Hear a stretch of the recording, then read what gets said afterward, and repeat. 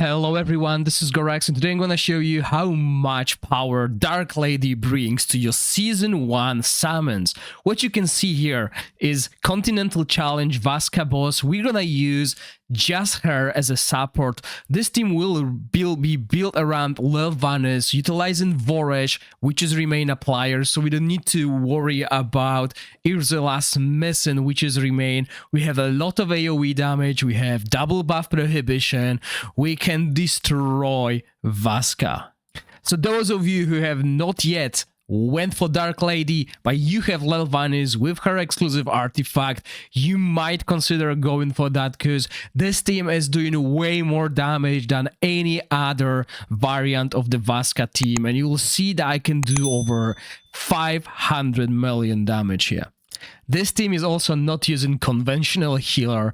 The kit that Dark Lady brings to the team is enough for it to deal massive damage. Just look at that. I think this time around we'll be able to hit 600 million. And I built this team for one of my viewers and he ended up Continental Challenge in rank 1 spot. So if you're looking for some guidance, make sure you reach out to me on Discord and I can help you build your teams in similar fashion.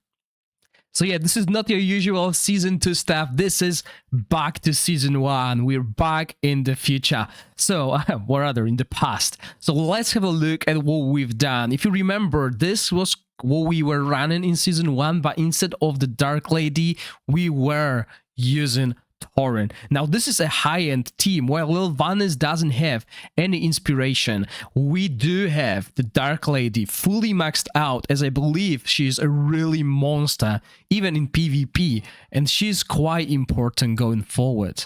As long as someone spawns minions, either ally or foe, when we kill them we get the benefits. So what does she do? For those of you who don't know, well, when something dies on battlefield, she will increase the attack, defense and HP of our heroes corresponding to 30% of her attribute. She will also heal of 10% of the dead unit max HP, maxing at each ally own max HP. So this is why we build her with HP, defense and mostly attack when we are safe to stay alive. We're gonna run 3 years emblem set on her to ensure we have this extra damage, as well as Horn as her passive works.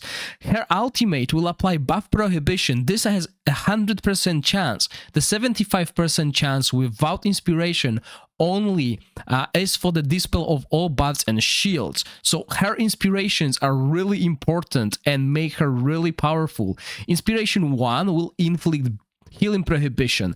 Inspiration 2 will increase 75% to 100%. Others will increase the number of the targets selected by extra haste, and this will increase the cap of the stats. So those who can afford should really consider going for extra copies. Remember, she will be back in the next season as well. We will use Ursula's with resistance to use this artifact and help us mitigate damage. Now with the addition of the Dark Lady, we could even run something totally different here, but we just kept the old strategy because it works. When something works, do not change it. Puppeteer set will reduce the ultimate cooldown of our heroes, and Ursula's will be here boosting the damage of Levanis. We'll get to Levanis at the end. Gorax will be built with skill haste. We need to ensure he's below 18-second rotation to do so. This will help us keep him in track with everyone in the team. We could really also just use Puppeteer set here, which will work as well. So both ways would work. Don't worry about that. Talents are simpler this season. I'm gonna show the talents for everyone at the end. Hopefully I don't forget. And Cinderella will still use downpipe organ, boosting range heroes attack, which will include Gorax and Dark Lady. We will use another set here that will be the 3 years. I mean, we don't really need ancestral protection. We're surviving just fine, and in Season 1, there are no better sets.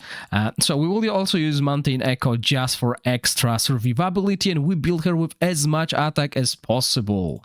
And then we come to Levanis. Now, I've tried this build with the Gambler set, as that's what you guys been saying, that the Gambler set does more damage. Believe it or not, I have better stats on this with Mythics, and that's what we're gonna do. We wanna build her with attack, crit rate, and crit damage where possible. The equipment is not the best, but it does still work. We have 100% crit rate, over 310 crit damage, which deals massive damage. Let's have a look at the talents. As I mentioned, let's show them at the end because they are so much simpler in season 1. You don't have to choose in different tiers. So this damage for Dark Lady, this talent tree is doing way more damage than her exclusive one, so don't forget that. Sorry, for Levanis.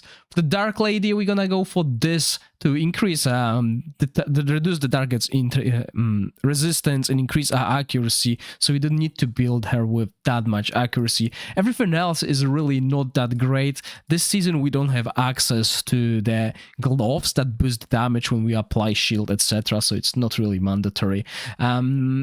Cinderella will go for the top 3 of talents, Irzilas will go for the bottom 3 of talents, and Voresh will go for this one. This is the most important. We want this Relentless Pursuit, which increased the debuff by 2 seconds, while also having 18-second rotation, which helps tremendously. And quickly timings.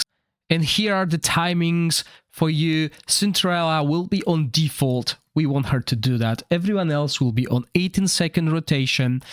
Since Levanis has a slight delay after casting her ultimate, she will start earlier, but all the buffers and debuffers will hit at the exactly same time. Since we cast buff prohibition on Voresh at this time, it covers the 2 skills when the boss gains these buffs, so we don't really have to do anything else different.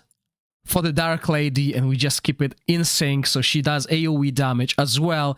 This covers the whole battlefield and helps us. And that's as easy as it gets. Once again, if you want to see more of this, make sure you subscribe to my channel. Please consider supporting me using code Gorax1 with capital G in the Content Creator Bond Plus, as that will help my channel. And I'll see you all in the next video.